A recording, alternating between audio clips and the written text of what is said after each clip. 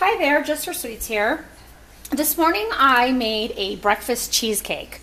And I know that sounds really bad, but actually it's got a lot of good ingredients besides the cream cheese, but you can substitute that with a 1/3 less fat cream cheese, Weight Watchers cream cheese. You can use fat-free cream cheese. I do not like the consistency of fat-free, and I do not like the taste of fat-free. So I always use 1/3 less fat if I can, but this is what I have on hand.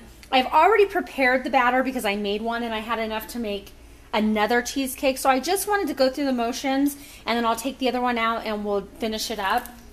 So I have a little miniature, and you can see I just took the cheesecake out of there, a little miniature springform pan. And I'm not even going to really clean it out because I just made one in it. It's the same thing. Put a little bit of spray grease, and then what I use for the crust is a Nutri-Grain bar, a cereal bar. And it's, you know, a really good crust. It's soft and tender, and it's got some fruit in it already. This one's blueberry. And just kind of crumble that up in the bottom of this pan. Now, you can use pie crust and just cut a piece of pie crust to go in the bottom. Or you could use graham cracker crumbs. You could use ladyfinger crumbs. Anything you want to as a crust. You can go crustless if you want. You could even use a piece of like cinnamon bread, cinnamon raisin bread, you know, depending on what kind of breakfast cheesecake you want to make, the possibilities are endless. So what I've done is I've basically just broken that up and I've just squished it in the bottom of this pan. I'm not going to over squish it, but then as it cooks, you know, that fruit and everything will melt together.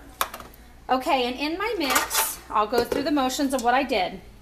We used 1/2 cup of cream cheese, and like I said, you're more than welcome to substitute that with 1/3 less fat or fat-free. I can't guarantee the consistency on fat-free. And you want it to be softened. You put that in there. I put in 2 tablespoons of ricotta cheese. I used 2 tablespoons of all-purpose flour.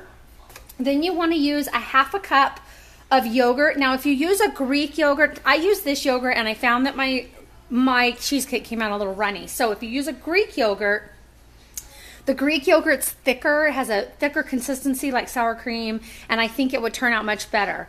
Now you have the option of using plain, vanilla, you know, lemon, whatever kind you want to use.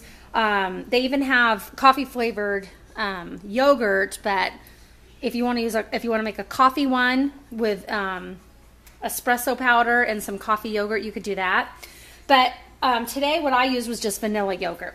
And you're going to use a 1/2 cup of yogurt. And now, like I said, I would prefer Greek yogurt over regular yogurt, but the choice is yours.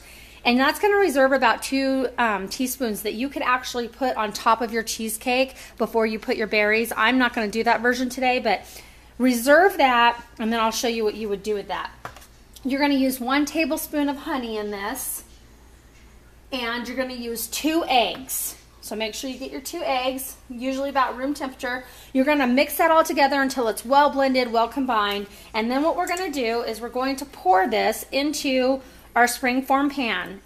Now you want to make sure while you have the oven, that you have the oven preheating at 400 degrees, because we're going to bake this in the oven in a water bath on 400 for about 15 minutes. Then we're going to turn it down to 350, and we're going to bake it about another 15 minutes or until the cheesecake is set. And that's all there is to it. And these are like little individual cheesecakes. Now you can make them smaller than this, or you can make one large one and do what you want. So now this would go in the oven, and I have a water bath all set, and I just have a regular cake pan, and I have the water in there. Now what you want to do is you want to get a piece of foil, and this is just to prevent the water from seeping into the springform pan. We don't want it to do that. And just kind of crinkle that. Can you see this? Let's make sure. Around the edges of the springform pan, just like that. And I actually want to add a little bit more water to my water bath because it evaporated a little bit with the last cheesecake I made. And I like the water to be warm, so I'm just using warm water out of my faucet.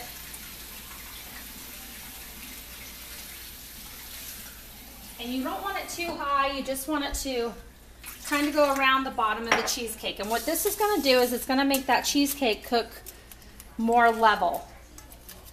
So if you can see this, I'm going to kind of show you. See the water in there? It's going to sit in there. Put this in the 400-degree preheated oven for 15 minutes. Turn your oven down to 350 and bake for about another 15 minutes until it is set. Then when it's set, you're going to make sure you want it to cool completely. Now that's one thing I didn't do because I needed to get this video going before I went to work and while I had the mix. So mine's a little, you can see I messed it up a little bit getting it out of the pan, but that's because I didn't let it set up all the way. So once you take it out of the oven, let that set up. And actually, if you want to, you can let it cool and then stick it in the freezer for an hour or two, let it set up, and then take that springform pan off, and it'll be perfect. Now, this is where you decorate your breakfast cheesecake. And, you know, obviously, if you want to share this with somebody, you can. Or you can eat it yourself. It's got a lot of healthy factors in it besides the cream cheese. And that's where the 2 teaspoons or whatever's left in here, quarter cup or whatever of yogurt, you would pour that on top of your yogurt right now. I mean, on top of your cheesecake and spread it. And actually, if I can find another, I don't want to use that yogurt because it's peach mango and it just doesn't go with what we've got going. All right, so I have another vanilla one right here. So I'll just open it and we'll go ahead and do this. And you want to take this and you're going to just get a regular teaspoon and just take a little bit of that yogurt and just lightly put it on top of your breakfast cheesecake. And then what I have is some fresh berries over here to the side, and you can put your berries on there. I have some fresh raspberries here. I bought all these yesterday, washed them all off, and just let them go in the containers. And then last but not least, to my breakfast cheesecake, I am going to add some sliced almonds. Bought a big bag at the store yesterday.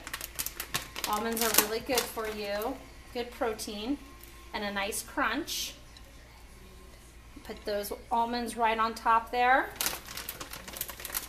And then I'm going to do, and you can use agave nectar instead of honey if you like. I'm just going to do one quick swirl of honey over our breakfast cheesecake. So there we go. There's a breakfast cheesecake. Remember, it's a ½ cup of cream cheese. You can use 1/3 less fat if you like. A ½ cup of vanilla yogurt or any flavor yogurt you like. I actually added some orange zest into mine as well, zested just a little bit of an orange.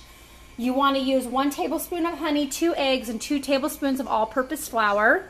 Mix that in a bowl. I used a cereal bar in my miniature springform pan as the crust. You can replace that with graham crackers, pie crust, cookies, whatever you want to do. Cinnamon toast or like cinnamon bread would be really good at the bottom of this. Pour that cheesecake in, put it in a water bath, 400 degrees, the first 15 minutes, 350 degrees, the last 15 minutes, or until set. Go ahead and stick that in the fridge or freezer and let that cool completely. Take it out of the pan and decorate it with it, whatever you want. Use granola, use peaches, apples, blueberries, bananas, whatever you want to put on your breakfast, I said quiche, your breakfast cheesecake. So just a fun little idea. This is also a great idea for brunch, a great idea for a little tea party with somebody, or if you did it for a brunch, you can make a big giant one or a bunch of little individual ones. The choices are endless. Anyway, I had fun making this. This was something new and fun and exciting for me to try, and I wanted to share with my friends out there on YouTube. So have a wonderful day. Until next time, God bless.